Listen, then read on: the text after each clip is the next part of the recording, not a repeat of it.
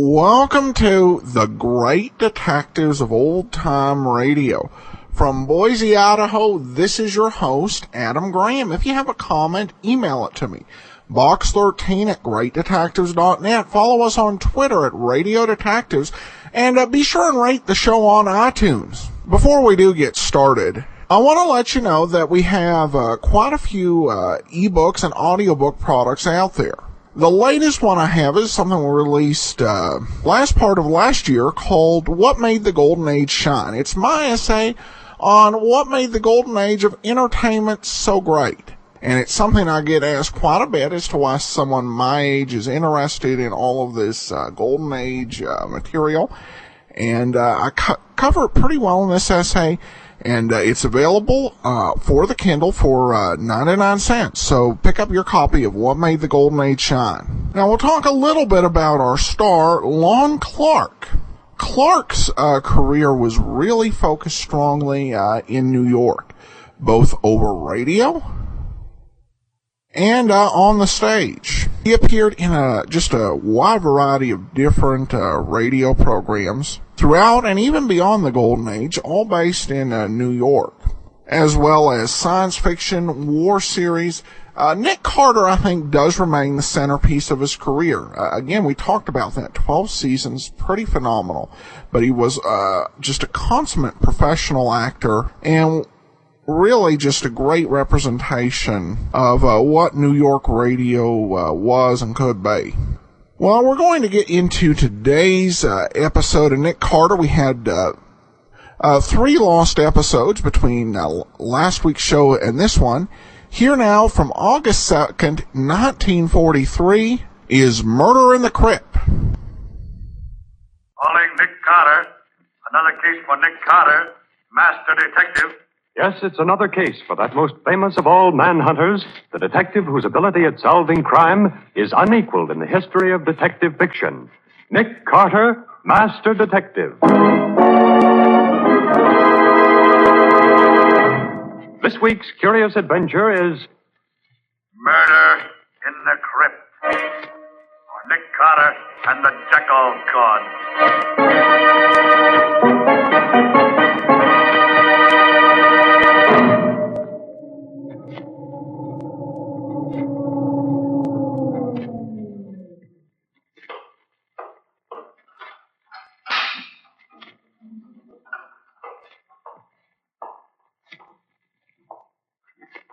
There. You'll never know that I came here this time any more than you did the other times I was here. Those footsteps. Coming this way. It's Anubis. Anubis. Oh, it can't be. I am Anubis, guardian of the dead. No. I must be dreaming. I am Anubis, the Jackal God. But you're not. No. Look.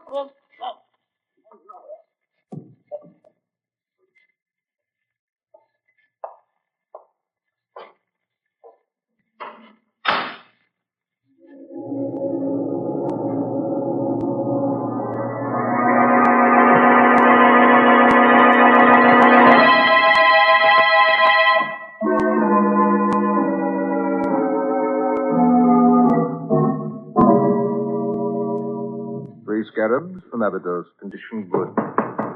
Come in. Are you Dr. Waldemar? I am. I'm Lieutenant Riley from headquarters. You called me about a museum guard who disappeared? Of course. It's about Shelby, the chief attendant here at the Egyptian Museum. Where and when did this Shelby disappear, Doctor? He failed to report to me as usual before leaving last night. The guards on the door say he did not leave the building. We've hunted everywhere for him, but we haven't found him. Oh, you've hunted everywhere, have you? Yes, Lieutenant. Everywhere except in the crypt of Surfru. The what of who? The Crypt of Snefru, an Egyptian king of the 4th dynasty. And where is this crypt? In the basement? No, it's on the 2nd floor, directly above this office. It was installed especially for Professor Glidden, the archaeologist. He alone has access to the crypt. It has a special lock on the door. Oh, you mean he has the only key, huh? Precisely. I called Professor Glidden's apartment a while ago, but he did not answer. I presume he is on his way down here now. I hope he can shed some light on this mystery.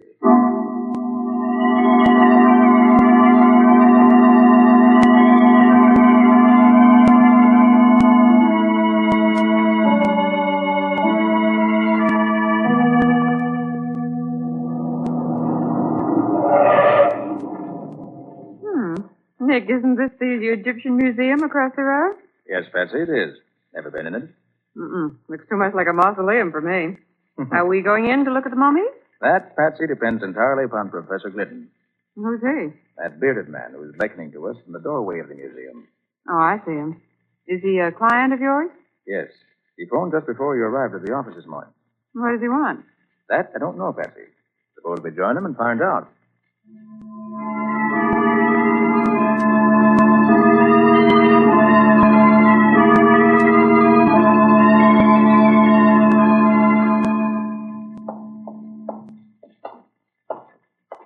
And you say, Professor, that the Archaeological Society gave Dr. Waldemar the money to complete the museum. Yes, Mr. Carter. Provided that he would install a special crypt where I could place the relics from the tomb of King Snefru for examination and classification. So the crypt is officially your property. For the present, yes. When my work is finished, it will be open to the public. I see. And just where do I come in? I want you, Mr. Carter, to be present when we search the crypt, so there will be no question that Shelby is not there. This is Dr. Waldemar's office? It is. Oh, good morning, Glidden. This is Lieutenant Riley from headquarters. Hello there, Lieutenant Riley. Nicholas Carter and Patsy, too. We haven't seen each other for a long while. Now, don't tell me that you're looking for this man Shelby, too, Nick. I am, Riley. At the request of Professor Glidden. Oh. So since Dr. Waldemar has asked you to perform the same service, Riley, why don't we work together? Glad to, Nick. Fine. Oh, you wouldn't object if Lieutenant Riley helped search the crypt, would you, Professor? Not at all. Well, Riley, shall we adjourn to the crypt? Right, Nick. The crypt is on the 2nd floor, right over this office.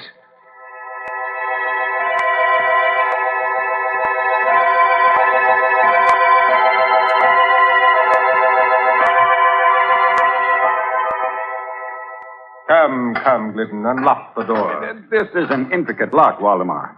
It takes careful handling of the key. There. Where's the light switch, Professor Glidden? Just inside the door to the right. Very well, I'll... There. Well, would you look at that now? I never saw a statue to resemble that beast.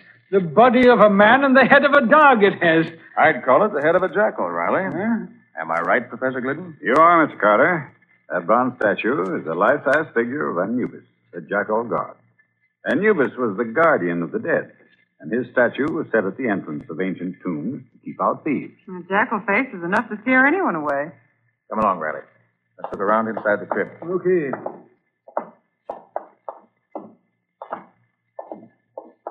Well, here's a mummy case, which I suppose contains old King Snefru in person. Quite right, Mr. Carter. Yeah, now here's the old boy's throne.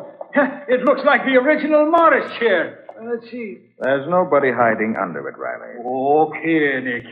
See, now look over there. In the alcove over behind the statue. Now, what is it? An ancient Egyptian bathtub? That, Riley, is a sarcophagus. A stone coffin. The one that once contained the mummy case we just saw. Gosh, now, it's a big thing now, ain't it? What's all this crazy writing on the front of it? Those are hieroglyphics, Riley. Inscriptions about old King Snefru. What's inside this thing, Nick? Oh, probably nothing now, Riley. Just the big open... What is it, Nick? This sarcophagus is not empty, Riley. Huh? Shelby's in it. Oh. And he's dead.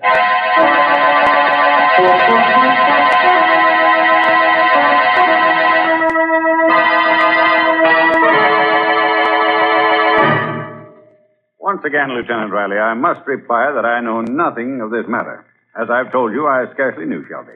Now, look here, Riley. Your evidence against my client is purely circumstantial. Nick, it's a disgrace to the memory of old Sim Carter, the way his one and only son tries to misinterpret the bald facts. The bald facts in this case is this, Riley. You have no proof that Professor Glidden even came to this museum last night. Look, all I want is one more bit of circumstance, Nick. Dr. Waldemar, can you think of anything else that might be, well, interesting in this case? Now, let me see. Look, Nick. A strange woman coming down the corridor toward us. She looks like something revived from ancient Egypt. She walks like a cat. You can't hear the slightest footsteps. Quiet, Patsy. She's stopping close enough to overhear us. Lieutenant Riley, I have it. Ask the professor just how he knew that Shelby was missing when he telephoned Carter this morning. I shall answer that question, Dr. Waldemar. Where did you come from? Who is this lady, Dr. Waldemar? Allow me to introduce Madame Dackler, our librarian. Oh, you have a library in this museum? Oh, yes. The library is in the other wing near the elevator. I was the person who informed Professor Glidden that Shelby was missing. I telephoned him this morning, after the search began. And Professor Glidden telephoned me, Riley, asking me to come here to protect his interests, which I have so far tried to do. Madame Dackler comes from Cairo. She's an Egyptian, well-versed in ancient lore and legend. Madame Dackler, do you really believe those old Egyptian legends? I must believe them. With my own eyes, I have seen the living Anubis walk through the corridors of this museum. But that statue couldn't possibly get out of a lost crypt. To Anubis, anything is possible. It is his duty to guard the treasure in the crypt. What treasure, Madame Dackler? Treasure that is found in the tomb of every Egyptian king. Anubis, the avenging jackal god, knew that the museum god Shelby sought the treasure. So Anubis sought Shelby and killed him and put his body in the crypt as a warning. Anubis is all-powerful. You mean you've actually seen this jackal god walking around this museum recently? Anubis, the guardian of the dead, leaves the crypt of King Snefru and prowls these corridors every night. I have seen him do it. Gosh. That will be all, Madame Dackler. Thank you very much for coming. Nick, suppose we go through that crypt again and see what we can learn. An excellent suggestion, Riley. Patsy, suppose you go around and wait in the library with Madame Dackler. We'll join you there later.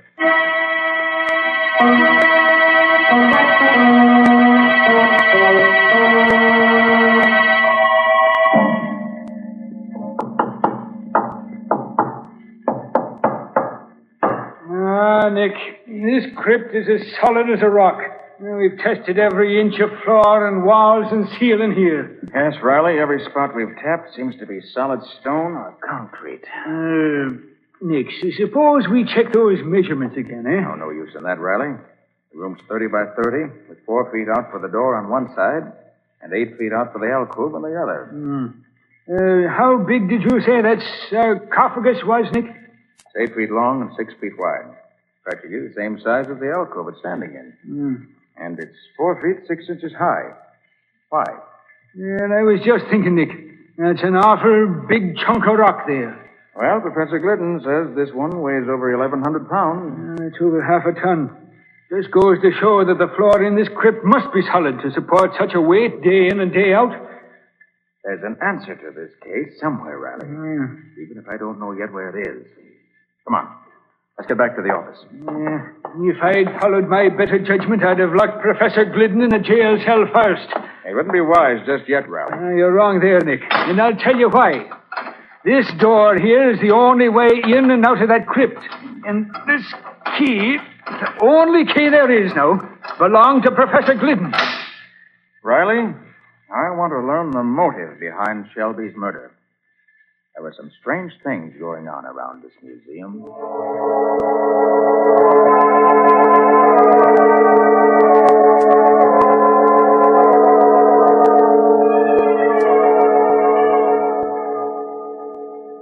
Three ancient anklets, one job perfume.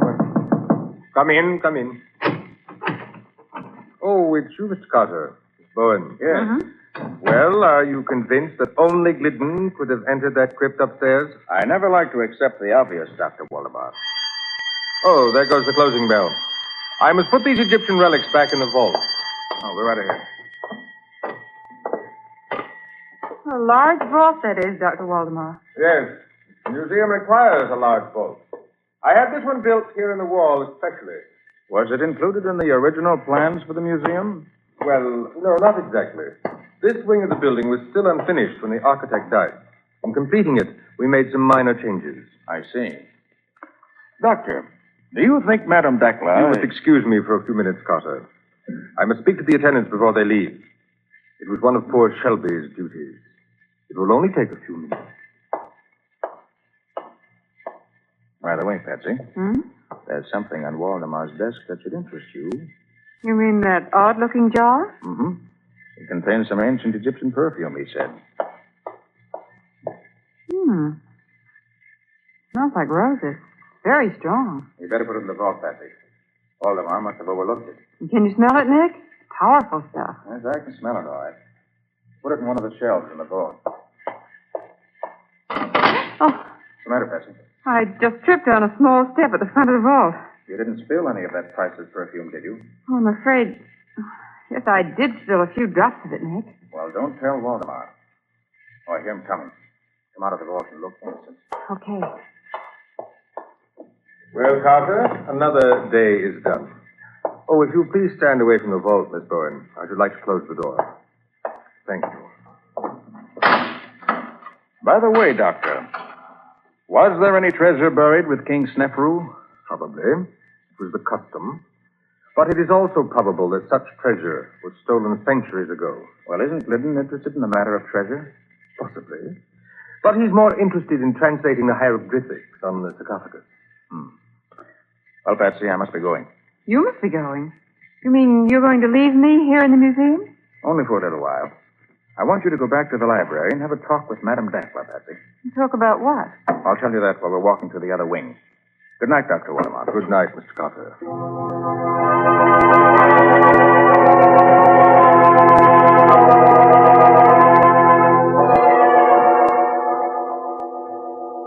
Mr. Carter isn't interested in ancient manuscripts, Madame Dakla. He wants to see the architect's plans for this museum. Oh, but he should ask Dr. Waldemar for those. I don't think Dr. Waldemar has them. Mr. Carter wants the original plans. I shall be glad to see if I can find them for you. I shall try the file cabinet by the door.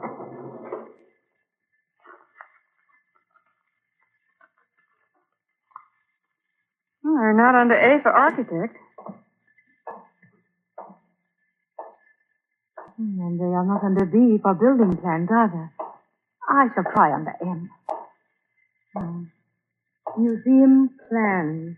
What's that clumping sound out in the corridor? Yes, here they are. In this folder. Plans for Egyptian Museum to be erected Look! Coming through the door. Anubis. Welcome, Anubis. Anubis gives no greeting to those who defy him. I have never defied you, Anubis. You have sought the treasure that I guard. Never. I have always... Let go of her, whoever you are. Let go. Take your hands Away, you will. Hey, now, what new mischief is going on here, Nick? O'Reilly, you're just in time. Huh? Patsy was just going to tell me. Who was it took Madame Dakla away, Patsy? It was somebody who looked like Anubis, the jackal god. What? Really, Nick. Madame Dakla had the plans of the museum in her hand. And they're gone, too. Nick, this time we're going to look in that crypt upstairs first. Come on.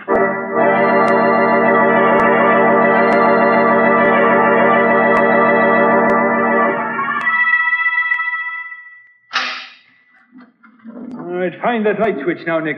Right, Riley. Yeah, there she is, laying right at the feet of that creature Anubis there. You mean the statue of Anubis, Riley? It may be a statue now, Nick, but I am near to believing that the thing comes alive when it chooses. Madame Dakla alive? She's still breathing, Patsy. What do you make of it, Nick? She's been drugged, Riley. Quick, get her over to the door where the air is pressure. Yeah. That's right. She's coming around now. Where am I? You're all right, Madame Dakla. Oh, but I am in the crypt now. And the last I knew, I was in the library. I knew it. I knew steel doors are no barrier to Anubis. Help her outside, Patsy, so I can lock the door here. You lean on me, Madame Dakla. But I tell you, it is useless to lock that door. Anubis can pass through all barriers. Maybe so, but Professor Glidden can't. Come on, Madame Dackler, I'll take you back to the library. Then I'm going to put the professor in jail where I can keep my eye on him. From now on, there'll be no fooling on this. Patsy. When Riley opened the crypt just now and found Madame Dackler, did you notice the peculiar fragrance in the place? I must have been too excited to notice it, Nick. What was it like? It was the perfume of roses, Patsy. Musty, ancient roses. You should have recognized it. You mean it was like the perfume from the bottle I filled in Waldemar's office? Yes, Patsy. It smelled exactly the same.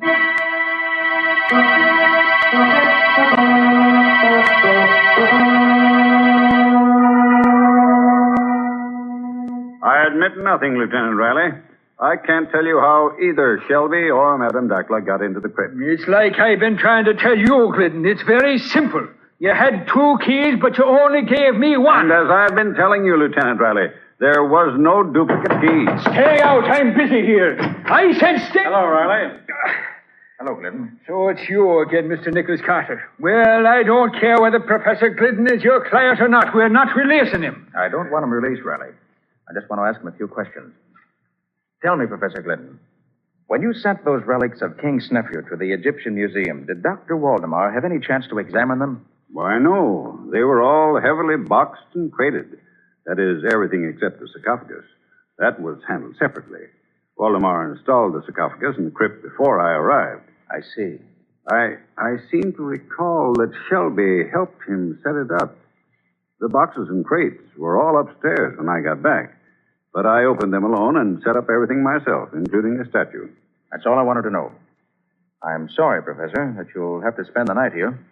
But I hope to arrange your release by morning. All right, Sergeant. Take the professor to his cell. Yes, sir. Come along, Professor. Say, Riley, will you do something for me? Why should I? Why shouldn't you? You'll learn something yourself, and that's always a help in a murder case. All right, Nick. What can I lose? Fine. Pick up Patsy. She has all my notes, and you may need them. And both of you go to the crypt. Where'll you be, Nick? I have to attend to another matter first. Now listen carefully, Riley. Here's what I want you to do. When you get to the...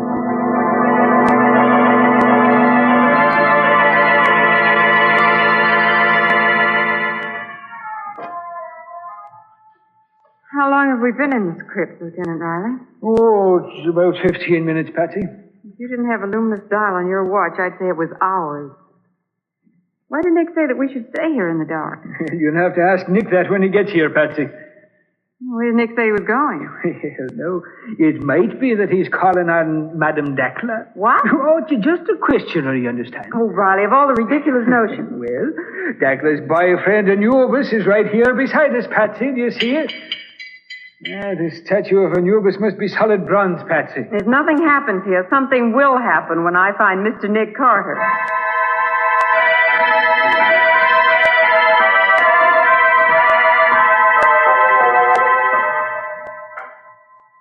Only 10 minutes more, Patsy. I'm getting so used to this darkness, I can see the sarcophagus plainly. Looks so big. Yeah, it is big. It's almost... What's that? I don't know. Sounds as if something was happening at last.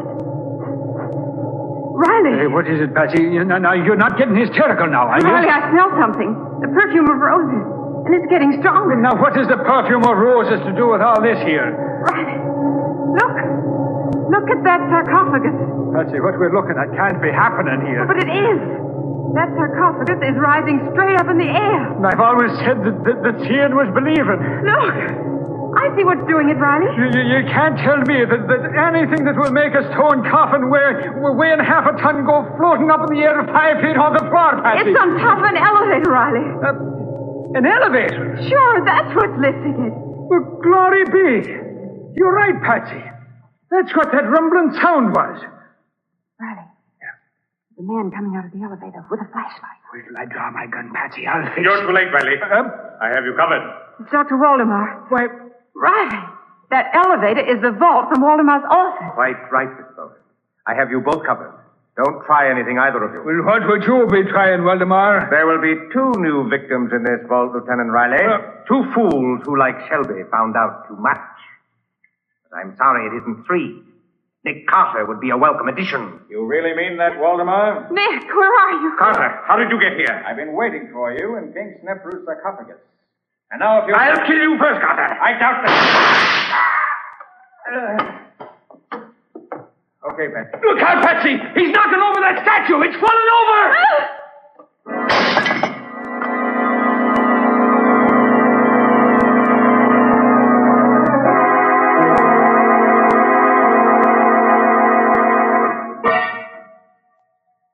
The professor will be along in a minute now, Patsy. He called me at the hospital and asked me to meet him here outside the crypt in 15 minutes. Said he wanted to examine the elevator in the crypt. Was Waldemar dead, Nick? No, Patsy. I only wounded him. He knocked himself out when he staggered against the statue of Anubis. Waldemar made a complete confession when he recovered consciousness. He's admitted that he was hunting for the king's treasure and wanted to find it before Professor Glidden finished translating the hieroglyphics. And he was using the elevator to make secret trips between his office and this crypt. Exactly, Patsy. When Waldemar completed the new wing of the museum, he modified the original plans and put his office at the end of the first floor corridor. Then he built this crypt on the second floor, right over his office. Evidently, the elevator was already installed, and Waldemar brought the sarcophagus up on top of it. And there was a sarcophagus standing in an alcove that was really the elevator shaft. Mm-hmm. The elevator itself became the vault in Waldemar's office. He disguised it with shelves and loaded them with curios. But it was still an elevator. And you think Shelby found out about it? Shelby must have helped Waldemar arrange things, since it was more than a one-man job. And then later, Shelby decided to look for the treasure on his own. Apparently. Waldemar confessed that he murdered Shelby for those very reasons and left the body in the crypt to blame the crime on Professor Glidden. And Waldemar put Madame Dackler in the crypt so Glidden would be blamed again. Exactly. But he didn't have to kill Dackler. She knew nothing, you see. He merely grabbed Dackler in order to get the original plans of the museum. And here comes the professor now, Nick. Oh, hello, Professor. Right on time, I see. Oh, so glad to find you here, Carter. I wanted you to be here when I examined the crypt in the elevator. I want no more surprises. Well, I don't think anything else is going to happen up here, Professor, but I'll be glad of the chance to do a little extra looking around myself. There's that Anubis again. He's on his face this time. It was quite clever of Waldemar to disguise himself as Anubis. He really did resemble the statue. Well, look, Nick. Where, Patsy? There at the statue lying on the floor. Why, the head is completely turned around. Yes, the fall must have knocked it loose. Oh, give me a hand with it, Professor. We'll set it up again. Oh, certainly, Carter. It's pretty heavy, but... Yes, it is. Go! Oh, Nick, is it real? I imagine it is, Miss Bourne. Why, this must be the treasure of old King Snefru's. So that's where the royal treasure was hidden. Valdemar must have looked everywhere except in the head of this statue. So Anubis was really the keeper of the treasure. Well, congratulations, Professor.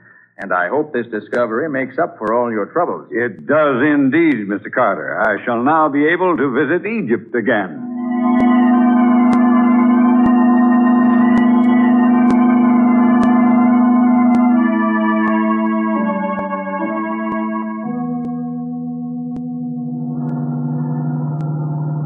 Well, Nick, there's just one problem that still bothers me.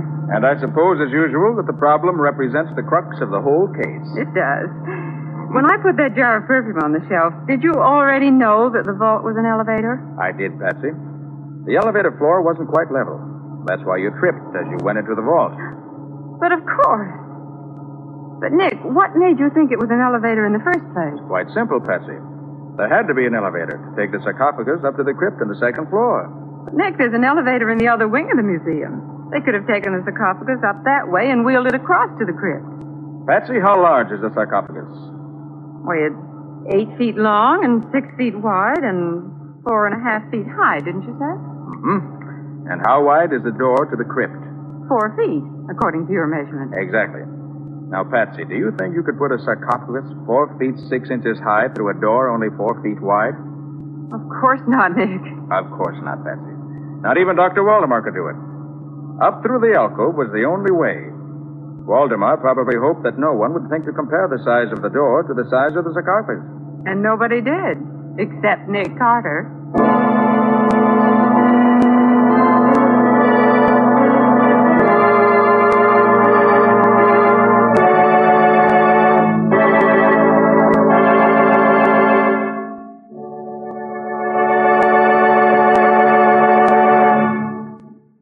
This was another strange experience of Nick Carter, master detective, called Murder in the Crypt, or Nick Carter and the Jackal God.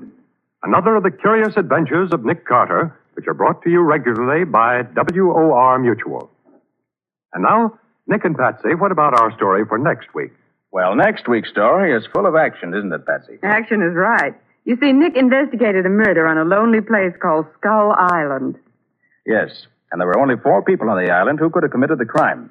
But it took a model of a clipper ship and a sea serpent to find out who the murderer was. It also took Nick Carter and a smart piece of deduction on his part to work out the answer. But what did a sea serpent have to do with the murder? Well, we'll tell you all about that next week. In the meantime, I'm glad I don't have to say sarcophagus again. So long. So long, everybody. And so long to you, Nick and Patsy. In the strange adventure you have just heard, Nick Carter was impersonated by John Clark, Patsy by Helen Choate. The story was written for Nick Carter by Walter Gibson. Original music was played by Lou White. The entire production was under the direction of Jock McGregor.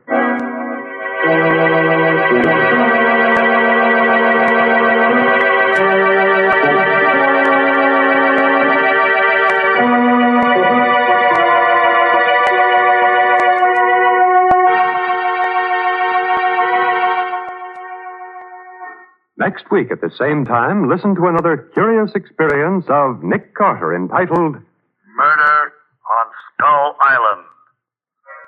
Or Nick Carter and the Mystery of the Sea Serpent.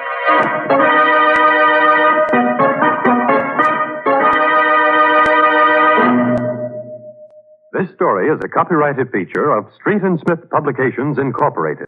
Welcome back. There are many reasons I absolutely love this show. This is just really fantastically done radio in this very classic sense of the detective story. Outside of some of the Sherlock Holmes stories, this is about as good as it gets. It has the feel of a classic 1940s detective mystery, with, of course, the stereotypical Irish police officer, which it's stunning to think of how big a trope that was. Yesterday, of course, we had Dick Powell playing a police officer with an Irish last name, because, what other type of last name would a police officer have? They seem to get away from this only after World War II. But, and that it became less common. Shows like Dragnet, Richard Diamond, and for the most part, Johnny Dollar went other directions. One exception was Rocky Fortune, starring Frank Sinatra, and he referred to the place as the Irish Clubhouse. But that said, the presence of this character, it does give that feel of like you're watching a Charlie Chan movie or something. So this captures all that was great and some of the things that weren't so great about those 1940s kind of puzzle mystery movies, which is why I love this series so much, and I hope you're enjoying it as well. Well, we'll see you tomorrow. We'll be wrapping up Johnny Dollar, and then join us back here next Thursday for another episode of Nick Carter. Before we go, I want to let you know the titles of the lost episodes, the ones in between: Death Across the Track, Death's Double Deals, and The Mystery of the Devil's Treasure. So join us next week, and we'll bring you another episode of Nick Carter. In the meantime, your comments are appreciated. Box13 at greatdetectives.net. Follow us on Twitter at Radio Detectives, and become one of our friends on Facebook, facebook.com/Radio Detectives. From Boise, Idaho, this is your host, Adam Graham, signing off.